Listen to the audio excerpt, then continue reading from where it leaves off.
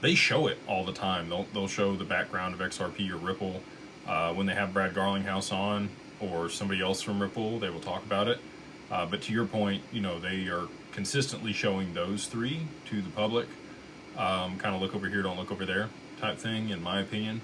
I'll say this too. So you guys probably have seen the Wolf of Wall Street, Jordan Belfort. You've watched that movie. You kind of know his background. So I got to see Jordan Belfort speak in front of a large conference in 2021. It was an NFT conference that we went to. And he almost said XRP. He listed a bunch of other stuff and then said X, and then he went on to something else. Like he was told not to say it or something. They talked about Terra Luna at that conference and UST and how great it was, and I'm like, this is not going to work out good. And sure enough, 3 months later, it imploded. Which luckily the people that I was with, I think, got them to stay away from it, which was, they were like, thank you, because I was going to put a bunch of money in it. But anyway, when he spoke, he omitted it. There's been a few other people that I've seen kind of pivot.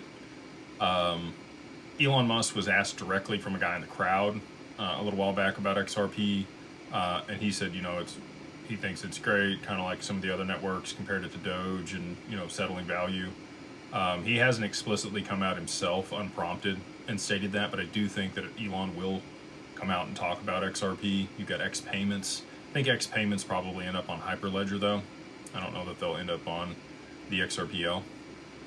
But yeah, very interesting that the mainstream media doesn't talk more about XRP, but I don't think they want to draw attention to it. Like I said, it needs to be an orchestrated event for them to push the price to where it needs to be able to accomplish all their objectives. And if retail's clamoring or FOMOing, it could cause some problems, and that's why they have the escrow and some other stuff to be able to suppress the price and hold price stability.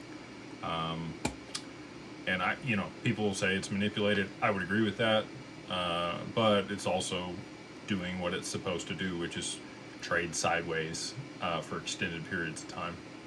This person says, I don't trust the media. I think that that's a great attitude to have, and you should probably, watch stuff like this, watch X, watch YouTube.